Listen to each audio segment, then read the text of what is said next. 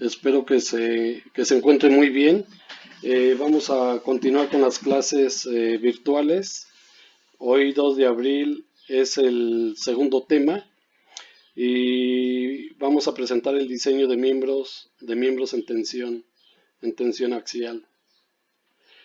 Primero, un recordatorio sobre la definición de miembros en tensión. Pues los miembros en tensión son elementos estructurales prismáticos.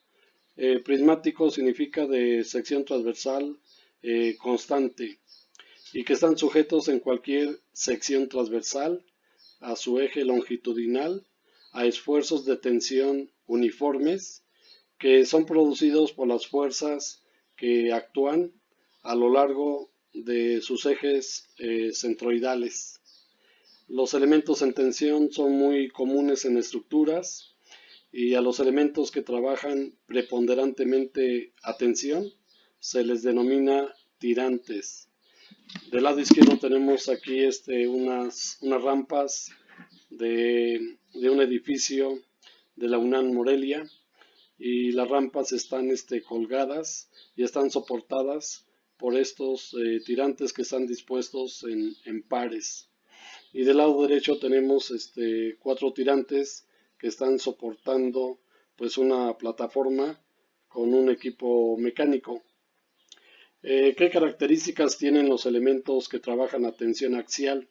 Bueno, la fuerza aplicada exterior va a producir esfuerzos constantes en cualquier sección transversal del miembro sin generar momento flexionante, fuerza cortante ni torsión. Es decir, la magnitud de los esfuerzos en cualquier sección transversal es uniforme, por lo que se obtiene un aprovechamiento óptimo del acero estructural. La fuerza de tensión, como saben ustedes, produce una elongación axial y la fuerza de compresión ocasiona un acortamiento en el miembro. Estas deformaciones se pueden calcular de manera rápida con las ecuaciones de la resistencia de materiales. Tenemos dos ecuaciones básicas del esfuerzo.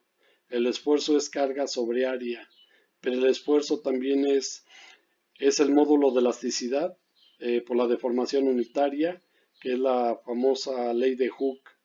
Y tenemos otra definición de deformación unitaria, que es la deformación total entre la longitud del miembro.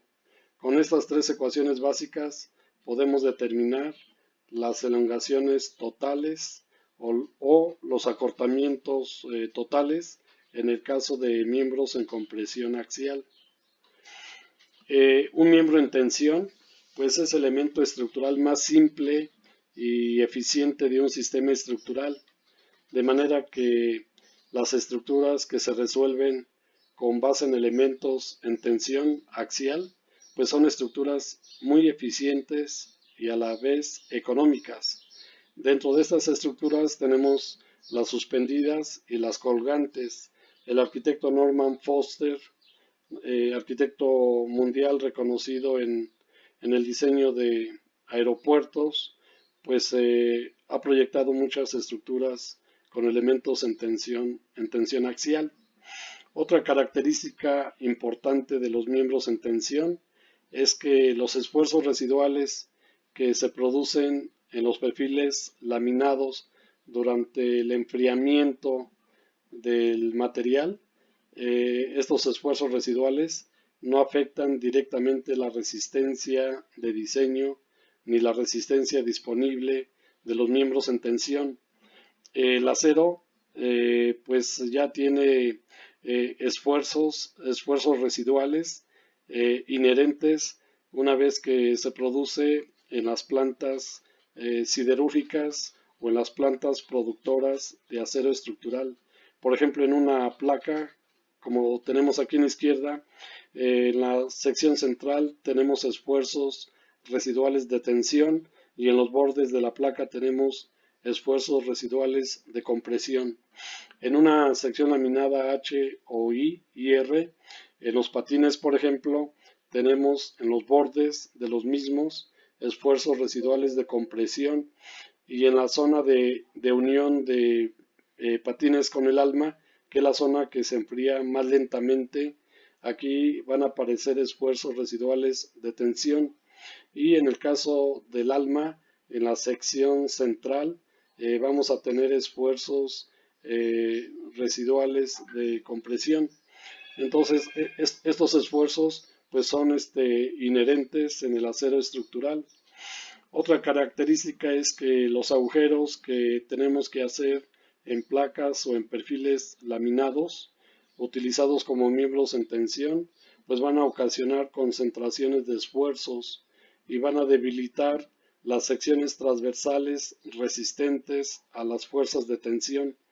En la figura de la izquierda, por ejemplo, tenemos una conexión trave-columna atornillada, y para realizar la conexión se usaron dos placas horizontales que se atornillan a los patines de la viga. En esta sección, en esta sección tenemos dos tornillos que se colocan en agujeros en una sección transversal. Por esa razón tenemos que deducir el área neta y el área neta efectiva en conexiones atornilladas, mientras que en el caso de conexiones que son soldadas, pues no hay agujeros. Cabe mencionar que por esa razón las conexiones soldadas eh, pues resisten más que las conexiones atornilladas. De acuerdo con numerosos cálculos que hemos realizado, hemos demostrado que una conexión atornillada, por ejemplo, resiste un 20% menos que una conexión soldada, por la presencia de los agujeros que se requieren para colocar los tornillos de alta resistencia. Entonces aquí tenemos placas, tenemos perfiles, tenemos secciones tubulares, ángulos, secciones H que tenemos que perforar en patines y en el alma, pues para conectar este elemento estructural al resto de la estructura. En este caso la placa, pues tenemos dos hileras de agujeros, y esta es típicamente una placa de conexión. Otra característica fundamental es que la esbeltez de los miembros en tensión no es un factor importante en el diseño estructural. Los elementos en tensión, digamos las varillas y los tirantes, no tienen límite en su relación de esbeltez. Para el resto de los perfiles estructurales laminados de mayor rigidez que los tirantes o que las varillas, preferentemente se pide que la relación de esbeltez no exceda de 300 en el caso de perfiles que tienen mayor rigidez. Aquí tenemos unas fotografías de una planta en el estado de Guanajuato, y aquí vemos un sistema de contraventeo en los marcos laterales, y tenemos unas varillas en forma de cruz. Observen ustedes también en la cubierta tenemos varillas que se utilizan como contraventeo horizontal para resistir los efectos del viento. Pues estas varillas son de longitud muy grande, tienen una sección transversal muy pequeña. La sección transversal de la varilla es muy pequeña con relación a la longitud, y por esa razón pues no se exige una relación de esbeltez estricta en este tipo de miembros en tensión axial. El siguiente subtema es comportamiento. ¿Cómo se comporta una estructura cuando la sometemos a una carga de tensión axial? Por ejemplo, en la figura se muestra una estructura hiperestática de primer grado que está formada por tres barras, dos barras laterales que son diagonales y una barra central que es la vertical.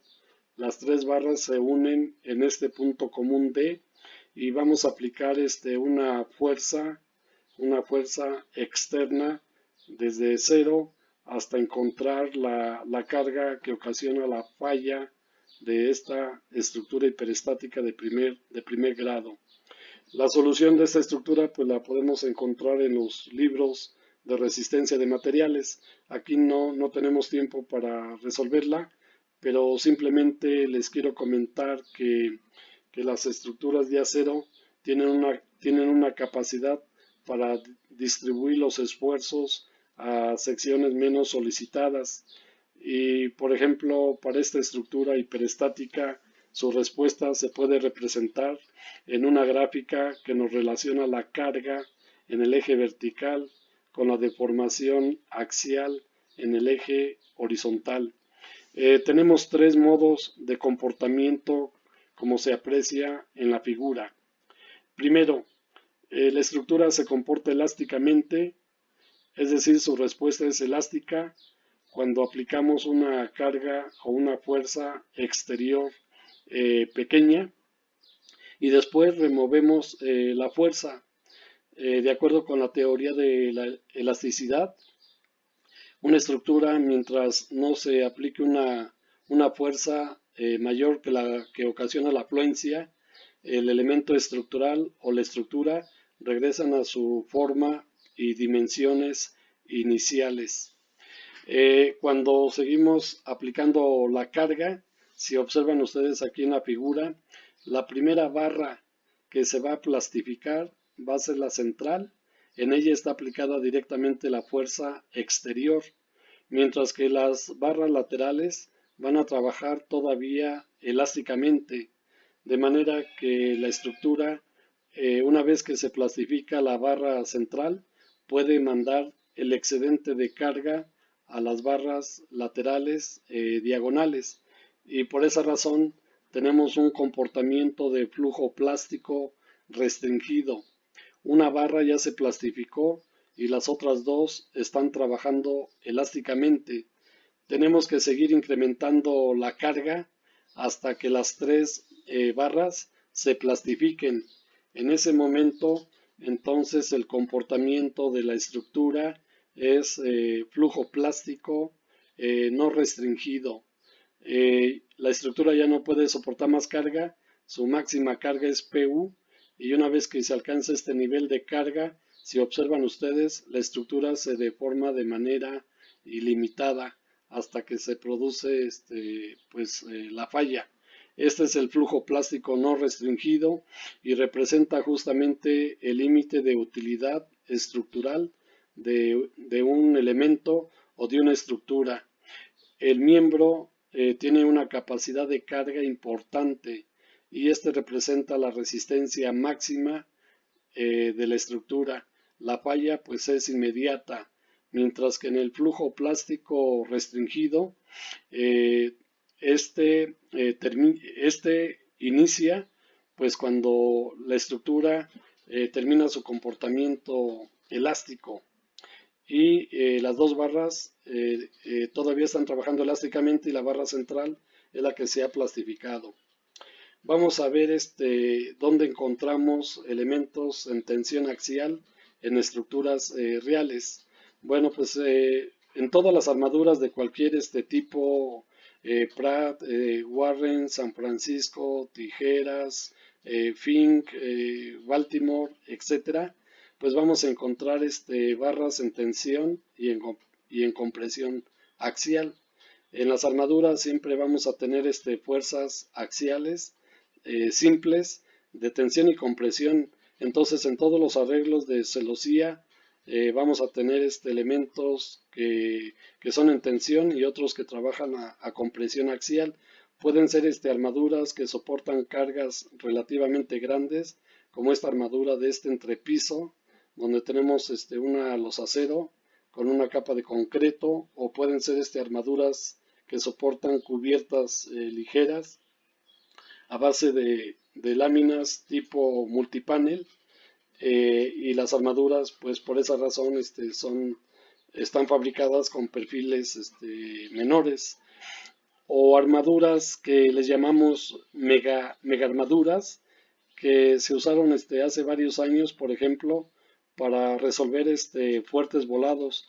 Este edificio que ven del lado izquierdo se localiza en Ciudad Universitaria, en la UNAM, y las soluciones estructurales a base de armaduras paralelas tipo Warren con montantes, como ven aquí, para salvar fuertes volados. El peralte de estas armaduras, les comentaba, es el volado entre 4.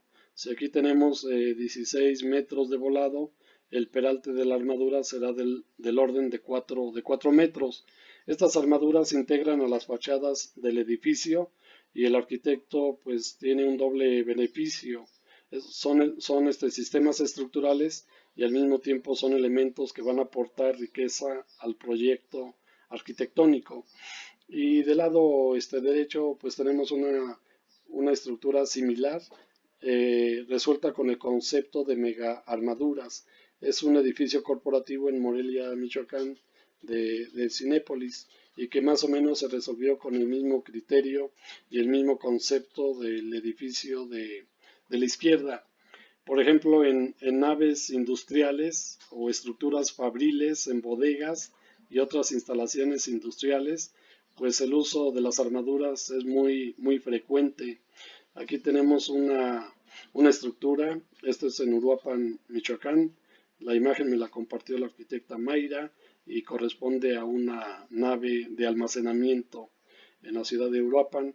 Y bueno, pues aquí observamos que hay una gran cantidad de elementos que trabajan a tensión en las diagonales o en el sistema de contraventeo horizontal que estamos indicando aquí, en las diagonales de contraventeo concéntrico, que son armaduras en el plano de los marcos laterales, como se ve aquí, en las barras de estas armaduras de 45 metros de claro, donde tenemos elementos que trabajan a tensión y compresión. Si estas armaduras están libremente apoyadas, pues la cuerda superior trabaja compresión y la cuerda inferior trabaja tensión, los montantes eventualmente a compresión y las diagonales a tensión y la otra a compresión de manera alternada. Y aquí tenemos otro sistema estructural interesante que nos compartió el maestro Oscar de Buen. Este croquis lo hizo a mano y es la estructura justamente del Museo Nacional de Antropología e Historia. Observen ustedes cómo se resuelve eficientemente el paraguas del Museo de Antropología. Tenemos un elemento vertical que es esta columna de concreto reforzado. Si ustedes lo conocen, aquí hay algunos grabados de figuras prehispánicas. Aquí tenemos la cimentación, ya que el tipo de suelo es altamente arcilloso. Aquí se forma un cajoncito de cimentación y hay pilotes que se anclan o que se hincan a una profundidad más o menos de 30 metros o más.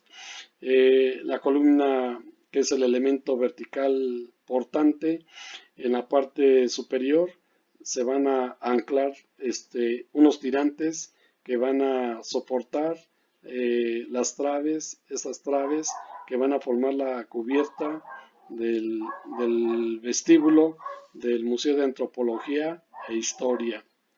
Y este mismo concepto que es, digamos, que tuvo su origen en los puentes atirantados, pues también se aplica a estructuras urbanas, en este caso a museos. En el lado derecho tenemos una central de autobuses, donde nuevamente el elemento portante es esta columna que se apoya en estas zapatas aisladas de concreto reforzado. Y en la parte superior de las columnas, como ven ustedes, se proyectan tirantes a cada lado de la columna. Estas armaduras son de peralte variable y la mayor dimensión la tenemos aquí justamente en la columna.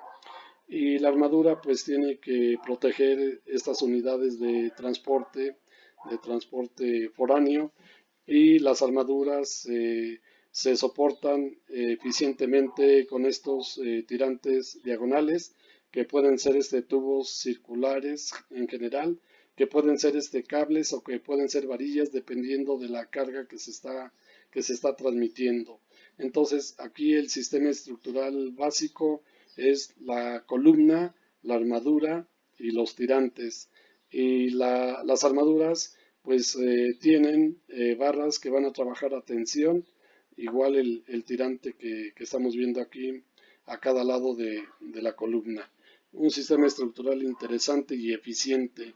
Por ejemplo, en el caso de las velarias, que son membranas que están suspendidas o soportadas por un sistema de cables que también están anclados a la parte superior de un mástil o de una columna, pues tenemos elementos que van a trabajar preponderantemente a tensión. Acá tenemos otra velaria, la de la izquierda es en Morelia, Michoacán, la que está a la derecha es otra velaria justamente en Plaza Altozano, Morelia, Michoacán. Y por acá tenemos estructuras que están suspendidas, que son centros comerciales en varias ciudades de Francia. Igual acá tenemos el mástil y en la parte superior tenemos el sistema de tirantes que van a soportar estos elementos estructurales de la cubierta del centro comercial. En el caso de los contraventeos, pues una diagonal trabajaría, digamos, a tensión cuando la fuerza lateral de viento de sismo está aplicada de izquierda a derecha. Y la otra diagonal, pues sería un elemento que está trabajando a compresión. De manera general, los elementos en tensión tienen una característica que también me faltó mencionar, no se pandean y eso hace que también sean muy eficientes. En cambio, los elementos que trabajan a compresión axial sí exhiben pandeo, por lo tanto la resistencia de un contraventeo a compresión es menor que la resistencia de un elemento en tensión por el problema de pandeo general por flexión, mientras que el elemento en tensión, su modo de falla puede ser fluencia, y el comportamiento por fluencia significa un comportamiento dúctil, y cuando tenemos problemas de pandeo lo asociamos a comportamientos no dúctiles de una estructura. Y bueno, en estructuras de acero tenemos contraventeos ligeros y contraventeos pesados. Aquí tenemos un contraventeo en forma de cruz que está formado por dos ángulos de lados iguales y esta es la conexión en el punto de intersección de las dos diagonales. Tenemos aquí una placa y en una de las alas de los dos ángulos tenemos una línea de agujeros para tornillos, mientras que del lado derecho pues tenemos otros contraventeos ligeros que son perfiles tubulares cuadrados con una solución diferente en el punto de unión de las dos diagonales. Eh, por ejemplo, ¿cuál es la función principal de un sistema de contraventeo? Los contraventeos son armaduras verticales en los marcos interiores o laterales de la estructura de acero de un edificio. Estas diagonales de contraventeo pueden ser barras sencillas, como se ve aquí en la figura, pueden ser contraventeos en V invertida, contraventeo en B normal, contraventeo en cruz en X, que se llama contraventeo de San Andrés. Bueno, la función de un sistema de contraventeo pues son dos y son muy importantes. Por un lado, el sistema de contraventeo restringe los desplazamientos laterales inducidos por sismo, ya que tenemos que revisar el estado límite de servicio, pues las diagonales de contraventeo nos van a limitar los desplazamientos laterales. Y por otro lado, las diagonales de contraventeo aportan mayor resistencia y rigidez, de manera que, perdón,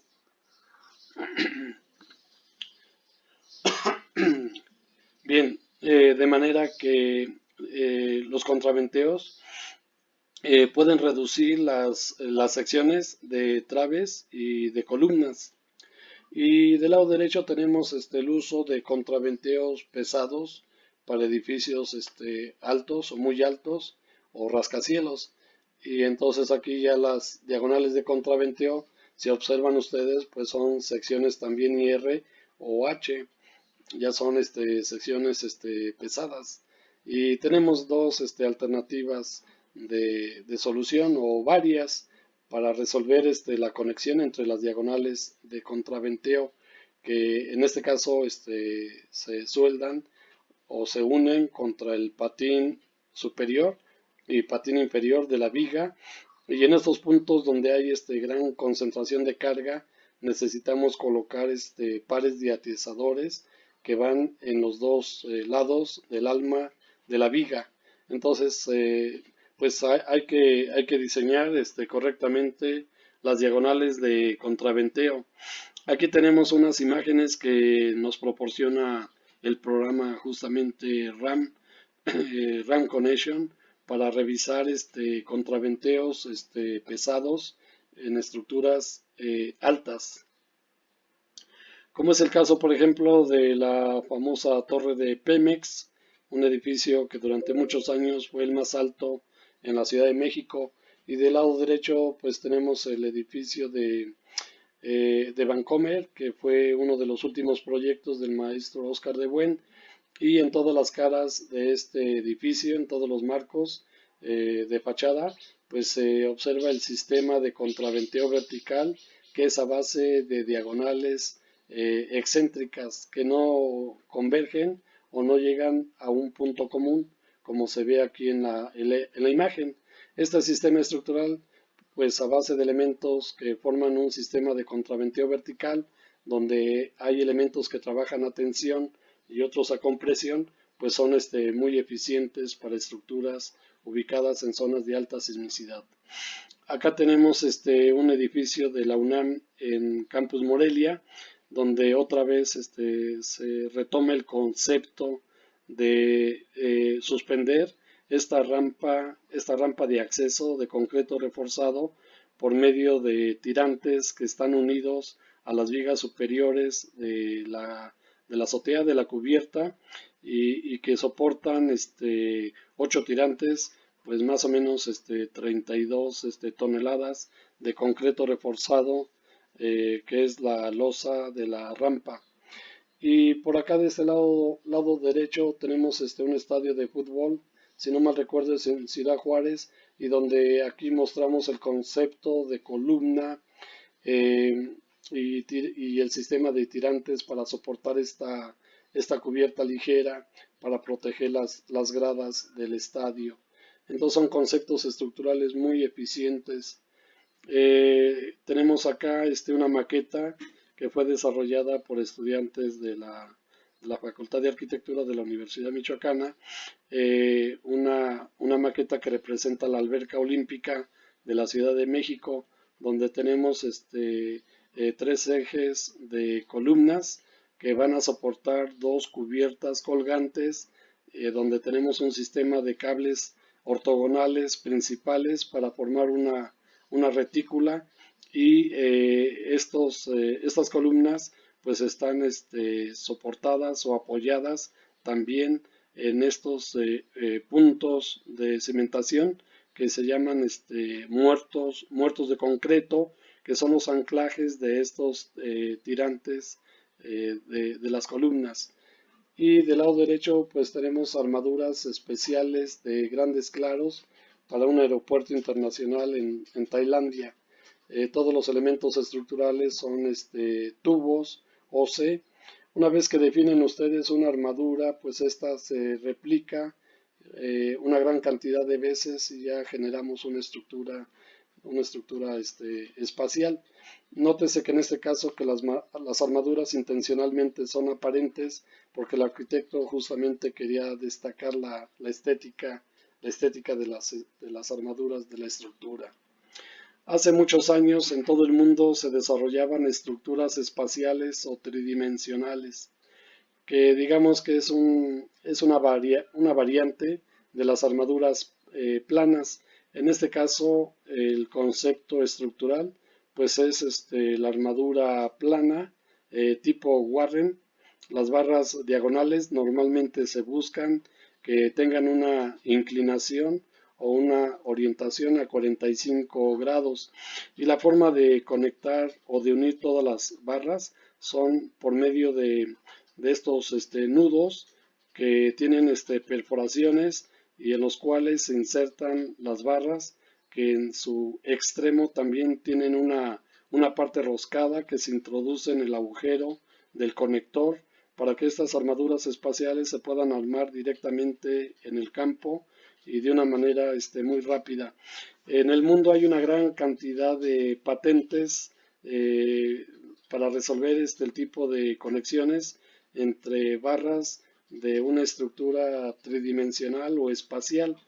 Y esto que estamos presentando aquí sería propiamente la manera de representar en un plano estructural, la solución de estas armaduras tridimensionales o espaciales. Entonces aquí está un plano para resolver una estructura espacial. Bueno, ¿cuáles son las secciones estructurales que nos convienen para que trabajen como elementos en tensión axial? Pues cualquiera. Podemos seleccionar una varilla, una barra OC, o S más bien, una placa, ángulos de lados iguales, dos ángulos de lados iguales, pueden ser en la espalda, un ángulo de lados desiguales, dos ángulos de lados desiguales, como puede ser en las cuerdas de las armaduras, una canal, dos canales en contacto o separadas entre sí, en espalda o frente a frente, un perfil IE, un perfil IR, un tubo circular, tubos cuadrados o rectangulares HSS, Hollow Structural Section, secciones estructurales huecas o miembros armados que se van a fabricar con los perfiles básicos, en este caso dos ángulos en estrella o combinando estos perfiles con otros, en este caso los perfiles o las secciones armadas pues son del mismo tipo. ¿De qué va a depender esto? Pues de la magnitud de la fuerza de tensión. Bien, el siguiente subtema es cómo vamos a diseñar los miembros que trabajan a tensión axial. Bueno, tenemos el capítulo D del manual IMCA o del manual del ISC 2016. Y aquí el capítulo D está organizado de la siguiente manera. El D1 pues se refiere a la relación de esbeltez. El D2 es muy importante porque nos define la resistencia en tensión. El D3 nos habla del área neta efectiva. D4 se refiere a miembros armados. D5 se refiere a miembros conectados con pasadores. D6 se refiere a barras de ojo. Si encontramos elementos en tensión que trabajan a fatiga, pues tenemos que ir a B311. Si tenemos elementos que trabajan a tensión axial y a flexión, tenemos que irnos al capítulo H. Si se trata de una barra roscada, tenemos que ir al capítulo J. Si queremos revisar la conexión de los elementos en tensión, nos vamos a J41. Si quiero ver un modo de falla que se conoce como bloque de cortante, ruptura y tensión combinados, que es el que estoy mostrando aquí a la derecha en la parte inferior, pues este elemento lo vamos a diseñar de acuerdo con J43. Y aquí aparece D1 las relaciones máximas de esbeltez. Y justamente por aquí aplica la relación que les comenté. L entre R preferentemente no debe exceder de 300. Y esta aplicación o esta sugerencia más bien no aplica a barras o péndolas que trabajan a tensión, como es el caso de los tirantes. Esta disposición o esta recomendación no aplica en general es para los perfiles laminados, excepto las varillas o las barras. Y la parte más importante para el diseño es la D2, que es la resistencia en tensión axial. Entonces aquí nos indica que la resistencia de diseño en tensión será Φt por peso índice n y la resistencia permisible en tensión será peso índice n entre omega t, donde Φt será un factor de reducción de la resistencia nominal peso índice n y va a depender del estado límite de falla que estemos investigando. Si estamos revisando fluencia en la sección total, que es esta figura que tenemos acá arriba, en donde simplemente hay deformación plástica, no hay fractura, no hay ruptura, la fluencia se presenta en la sección transversal total del miembro en tensión axial, entonces es un comportamiento dúctil y por lo tanto el factor de reducción se va a tomar igual a 0.90, mientras que si diseñamos por resistencia permisible, el factor de seguridad omega t será de 1.67. Φt 0.90 es para el diseño por factores de carga y resistencia y omega t para el diseño por resistencia permisible. Pero si queremos revisar otro estado límite de falla que es la fractura en la sección neta, como lo estamos mostrando aquí en la figura derecha, entonces la resistencia nominal ahora será el producto del esfuerzo de ruptura en tensión del acero por el área neta efectiva. Cuando revisamos fluencia, la resistencia nominal era simplemente el producto del esfuerzo de fluencia por el área de la sección total.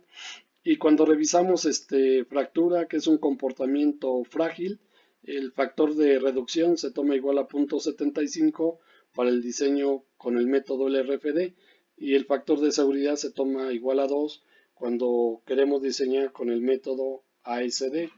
Entonces, en elementos en tensión, los estados límite de falla pertinentes que tenemos que revisar son flujo plástico en la sección total, fractura en la sección neta y este modo de falla no es precisamente del elemento en tensión, sino es la falla de la conexión extrema del elemento en tensión, como vamos a ver más adelante.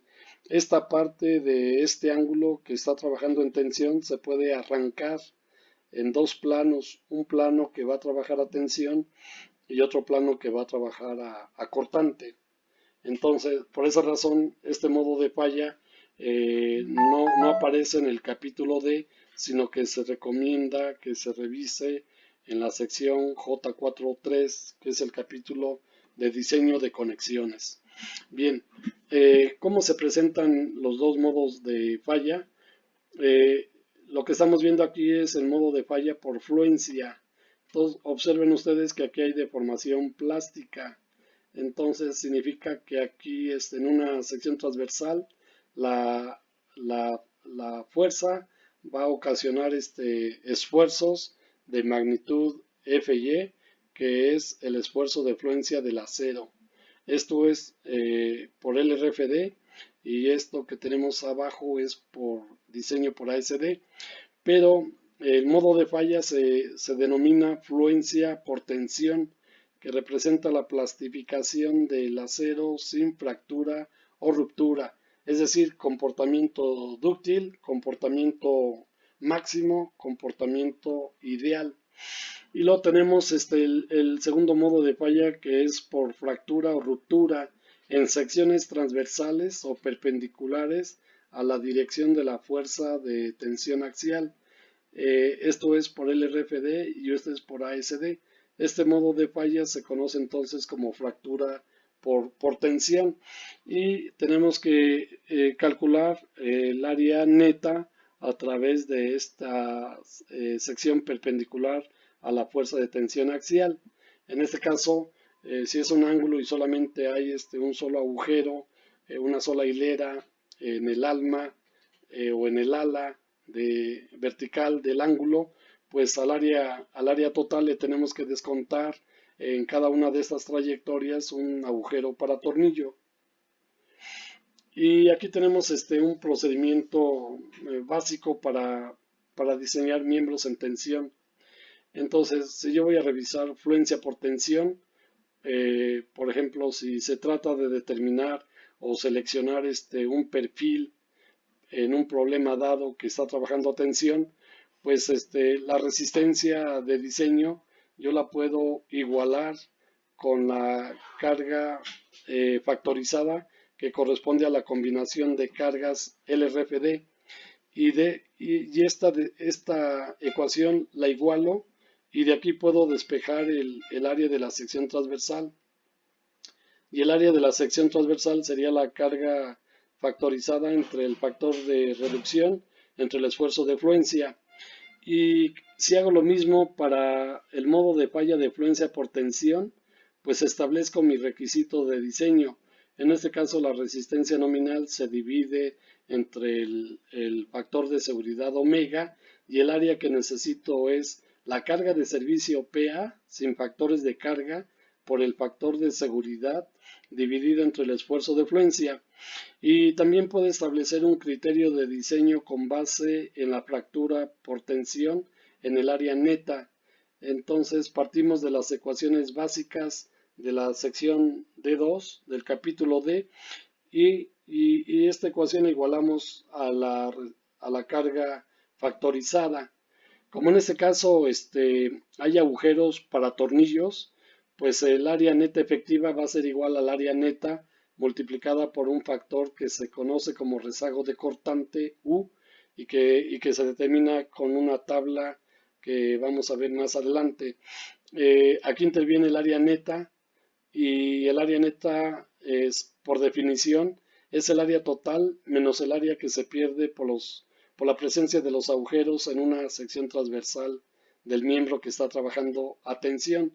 Entonces aquí jugamos un poquito con las ecuaciones, la d 3.1, y establecemos una ecuación de 4.1, que es el caso para determinar el área necesaria de un elemento en tensión axial con agujeros. Aquí aparece el término sumatoria de los agujeros y el área de un agujero pues va a ser el diámetro del tornillo más 3 milímetros por el espesor de la placa donde se está haciendo el agujero. Entonces aquí aparece sumatoria de agujeros, pues la sumatoria será en todo caso el número de agujeros en una trayectoria de falla para calcular el área neta.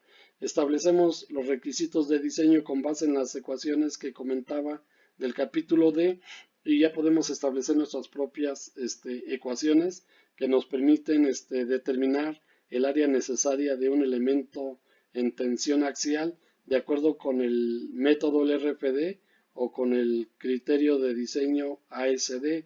Si se trata de diseñar un elemento, pues aquí tenemos ya las ecuaciones que nos proporcionan el área de la sección transversal.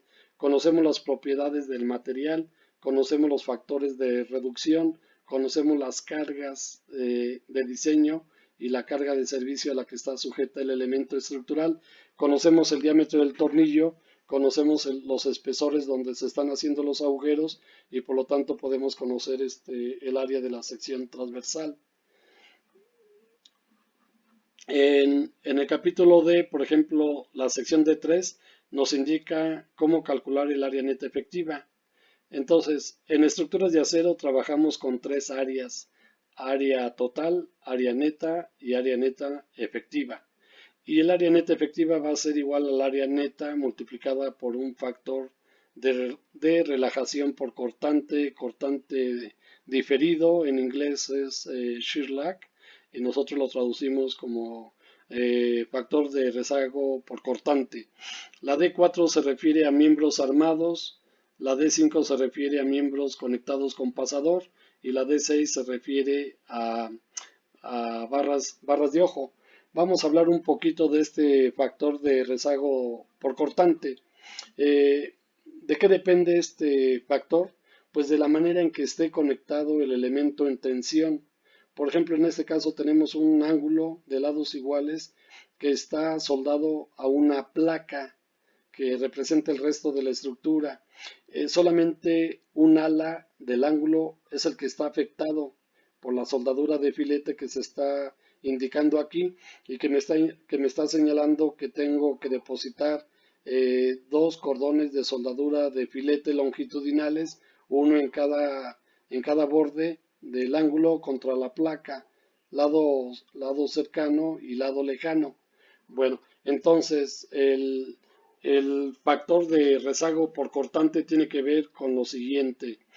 Imaginemos que tenemos una viga IR, como está aquí, y que le vamos a colocar unas cubreplacas o placas de conexión por patines, patín superior, patín inferior, ¿de acuerdo? Entonces, aquí en una sección transversal estamos colocando dos hileras de tornillos y en una vista lateral, en cada hilera tenemos cinco agujeros para tornillos, 1, 2, 3, 4, 5. Estamos conectando los extremos de este miembro IR a estas placas de conexión. Entonces, en esta figura estamos viendo la distribución de esfuerzos.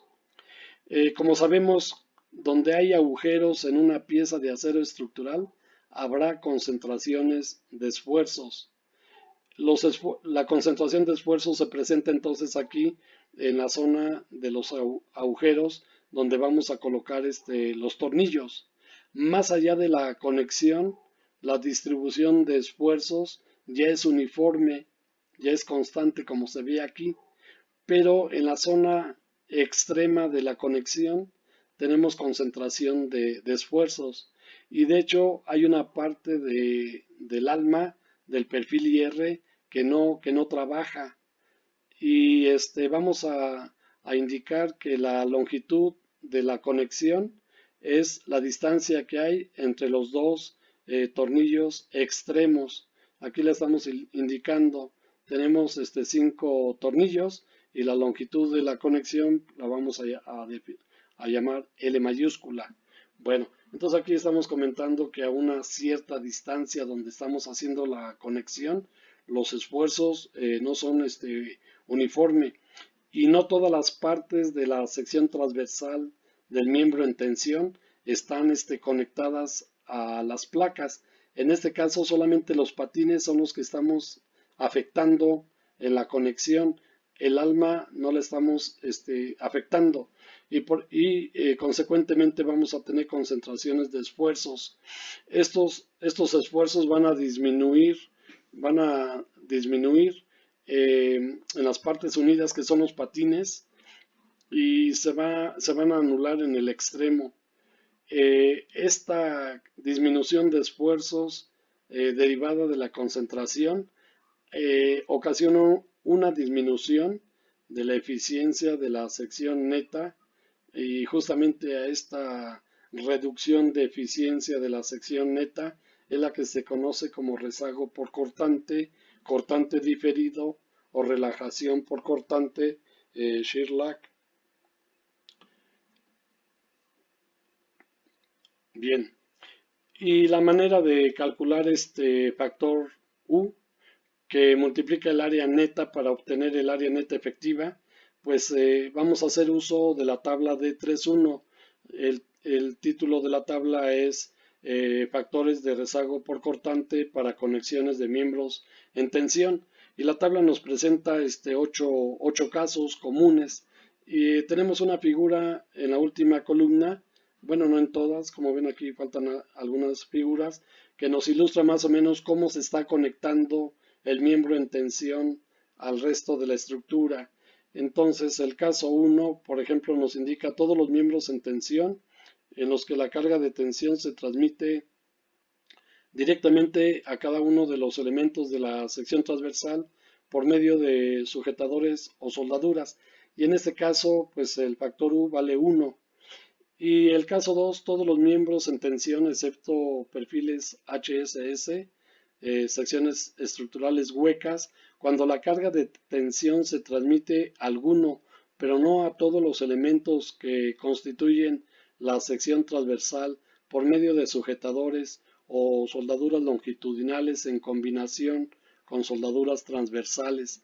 Esta es una ecuación que se aplica de manera general y el U vale 1 menos X testada sobre L. En la parte inferior de la tabla tenemos el significado de X testada y L. L representa la longitud de la conexión. Aquí en estas figuras, por ejemplo, aparece la L, longitud entre tornillos o la longitud de los cordones de soldadura. Por ejemplo, aquí tenemos el caso 4, no vamos a ver todos los casos, pero es muy sencillo interpretar cada uno de ellos. Por ejemplo, el caso 4 son placas, son ángulos, son canales con soldaduras de filete y perfiles W con elementos conectados, que es el caso cuando la carga de tensión se transmite por medio de soldaduras longitudinales únicamente. Por ejemplo, esta placa que está conectada a otra placa por dos cordones de soldadura de filete desiguales, L1 y L2. La distancia entre soldaduras es W, que es el ancho de la placa, y entonces el factor de rezago por cortante, vamos a tomar el promedio de las longitudes de los dos cordones, como se indica acá abajo. La L es la semisuma L1 más L2 entre 2 y esta L la vamos a sustituir aquí y con esta ecuación encontramos entonces el valor del factor de rezago por cortante. Abajo aparece la definición de X testada, que es la excentricidad de la conexión. La X, por ejemplo, aquí, pues es la distancia que hay de la cara del patín al centroide o al centro de gravedad de una sección T, que es el perfil IR partido en dos mitades, y aquí se aprecia el valor de la X testada. Si tenemos un tubo circular eh, que es una diagonal de contraventeo y que se va a insertar a una placa concéntrica en una conexión que llamamos tipo peine, pues aquí nos indica cuánto vale el factor de rezago por cortante. Si la longitud de la soldadura es mayor que un 30% el diámetro del tubo, el factor vale 1, pero si el diámetro del tubo es menor que la longitud del cordón de soldadura y a su vez es menor que 1.3 veces el diámetro, por lo tanto el factor se calcula como 1 menos x testada sobre L, donde la x testada es el diámetro sobre pi. Y tenemos varios casos, por ejemplo, el 7 se refiere a perfiles IR en los que los patines están conectados con 3 o más tornillos por línea en dirección de la carga. Si fuera el caso, entonces tenemos que comparar el ancho de patín BF.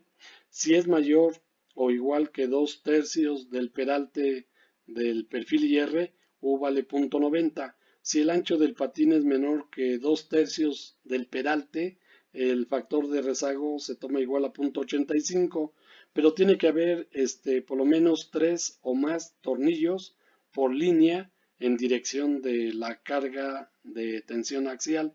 El 8 se refiere a ángulos sencillos y dobles, y también depende de cuántos tornillos estemos colocando en cada línea en dirección del esfuerzo. Aquí habla de 3 tornillos por línea y el valor sería de 0.60, de manera que el factor de rezago por cortante, el menor valor es 0.60 y el mayor valor es de 1.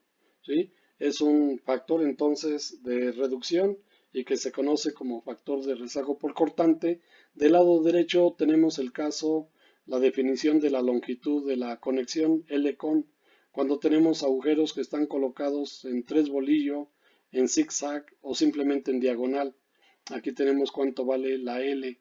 O acá en una TR, cuando tenemos agujeros en el patín, la distancia entre agujeros es lo que se conoce como paso, que es la distancia longitudinal centro a centro entre dos agujeros consecutivos en dirección de la fuerza de tensión. Si esta TR la soldamos a una placa con estos cordones de soldadura, pues la L representa la longitud del cordón de soldadura y es la que se va a usar en esta ecuación general que estoy indicando. Entonces, estos son los casos para calcular el factor de rezago por cortante. Y bueno, también las normas nos definen las áreas que se requieren para diseñar elementos en tensión. Aquí tenemos del lado derecho el área total, que es el área completa de la sección transversal. Es la suma de todas las placas que forman la sección transversal. Una canal tiene 3 placas, AG la suma de los dos patines más el alma. Un ángulo solamente tiene 2 placas. El área total es la suma de las 2 alas. Un perfil IR tiene 3 placas. El área total será la suma de patines más el alma. El área neta se define como el área total AG menos el área que se pierde por la presencia de los agujeros. Y el área neta efectiva es el área neta menos multiplicada por el factor de rezago por cortante que vimos, y entonces el área neta se reduce a través de este factor U, y aquí tenemos la reducción debida al factor de rezago por cortante. Y aquí tenemos la definición de área neta. Esta es una placa y voy a hacer un corte.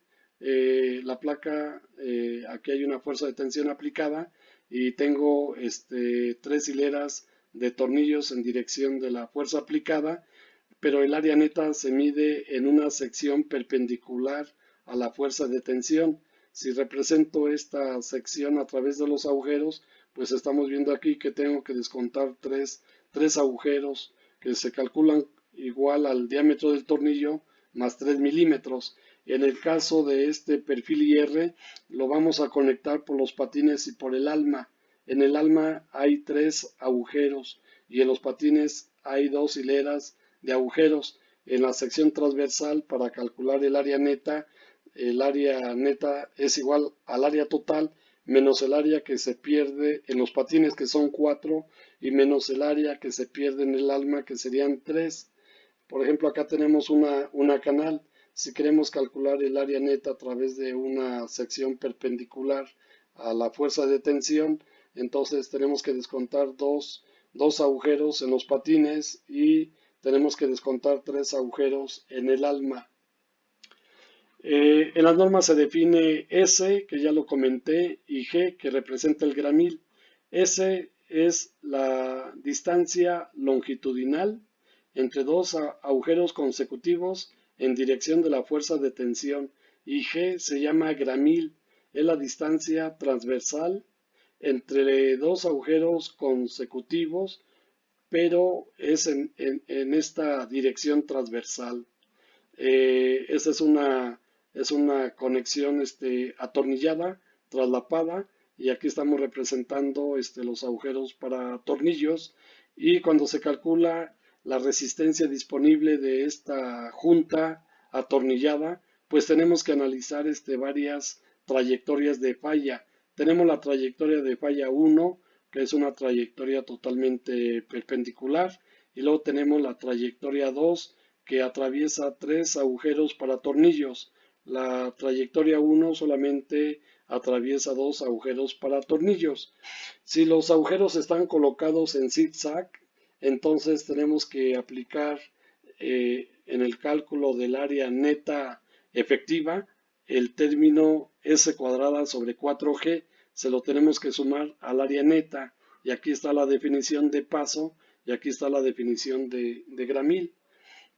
Y aquí está la disposición de agujeros justamente en zigzag, en placas y en ángulos. Y aquí se define el gramil y también se define el paso, que ya comentamos. Un ángulo, dependiendo de su tamaño, puede tener 2 gramiles en el ala mayor vertical y un solo gramil en el ala horizontal. Y si es de dimensiones pequeñas, puede tener solamente 2 gramiles, uno en cada ala. En lo que sigue vamos a revisar la ecuación que nos permite determinar la resistencia nominal al modo de falla que se conoce como bloque de cortante y tensión combinadas. Aquí tenemos un perfil IR y acá abajo tenemos un ángulo. Me voy a referir a la figura de arriba. Aquí el perfil IR lo vamos a conectar por patines, y entonces la esquina puede ser la parte que se puede arrancar cuando este elemento está trabajando a tensión axial. Y hay dos superficies de falla, una que va a ser de cortante y otra que va a ser de tensión. Entonces tenemos que calcular el área total acortante, el área neta acortante, el área total en tensión, el área neta en tensión. En este plano es el que está trabajando a tensión, y por ejemplo, al calcular el área neta en tensión tenemos que descontar medio agujero. Si revisamos la trayectoria de falla cortante, en este plano tenemos que descontar 2 agujeros y medio. De modo que en este elemento en tensión axial tendríamos 2 bloques de cortante en cada patín, 4 en la sección total, como se ve aquí en la figura. Y la fórmula que nos permite calcular la resistencia nominal a este modo de falla, resistencia por bloque de cortante, es la J45. En ella interviene las propiedades mecánicas del acero y las propiedades geométricas de las secciones transversales a cortante y a tensión. FU ya sabemos que es el esfuerzo de ruptura en tensión, ANB es el área neta en cortante, y acá se repite FU, y ANT es el área neta en tensión.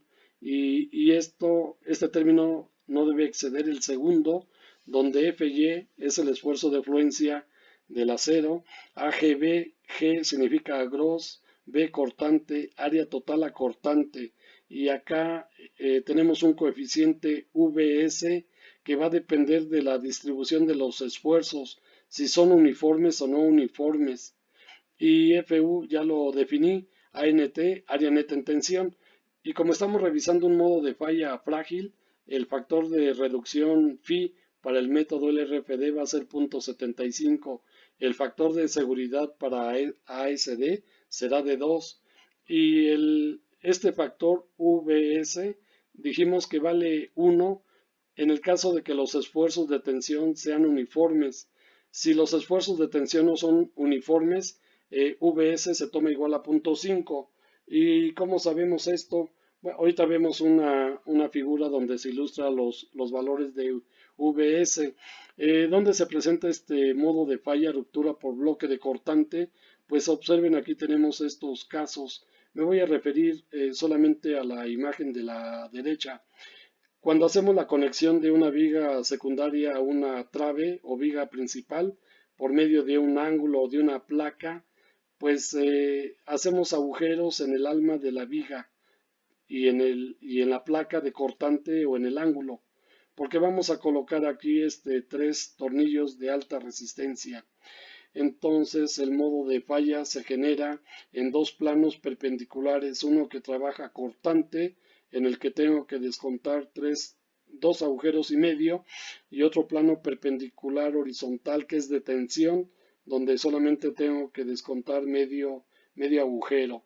Por esa razón hay que calcular áreas netas, tanto a cortante como a tensión, área total a cortante, área total a tensión. Bien. Se han hecho pruebas para confirmar este modo de falla y aquí tenemos una fotografía de laboratorio donde nos está indicando que los planos horizontales, si lo referimos a esta figura de la derecha, pues son las trayectorias a cortante y un plano perpendicular que va a ser el de tensión. Entonces, este material justamente que está en la zona que estamos haciendo la conexión es el que se puede arrancar o desgarrar. Esto ocurre cuando los espesores de placa pues son pequeños. Si son gruesos es probable que este modo de falla no rija el diseño del elemento en tensión axial. Y bueno, aquí tenemos otra maqueta que fue preparada por estudiantes de la Facultad de Arquitectura de la Universidad Michoacana. Esta es una conexión tipo árbol con criterio 100% japonés. Toda la conexión se resuelve en campo porque es 100% atornillada. En México no se usa mucho esta conexión hoy en día. Hace muchos años en 2, 3 edificios se aplicó, pero no tuvo mucho éxito. Tal vez la razón principal sea que no es una conexión económica con relación a otras conexiones trave-columna precalificadas por el ISC y que son de uso popular en nuestro medio. Pues aquí tenemos cómo fallarían estas placas de los patines que estoy señalando aquí. Aquí tenemos, bueno, no hay coincidencia en el número de tornillos, pero imaginen que es esta placa de conexión la que se desgarra y es en esta zona comprendida entre los tornillos.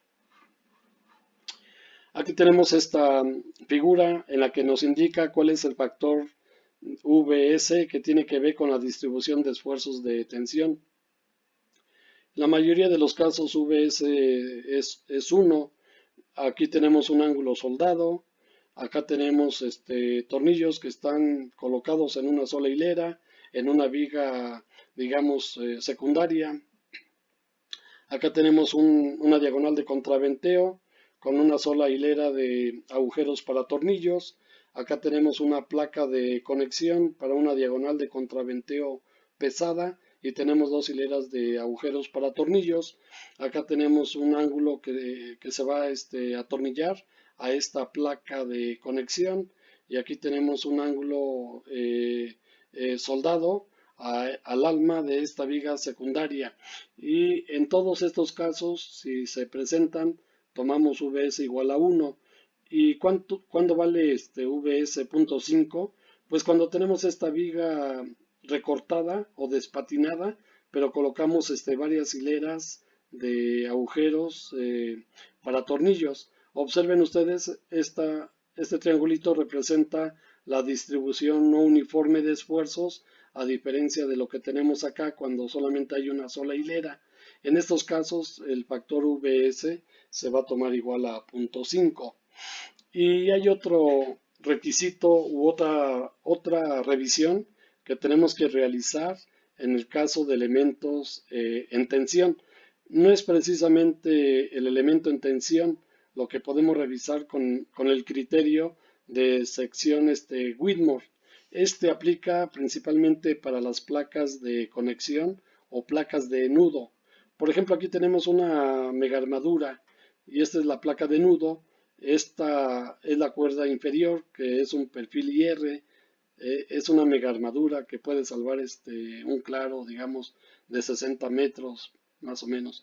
Bueno, acá tenemos una diagonal tubular, que es una HSS, y de este lado recibimos otra diagonal.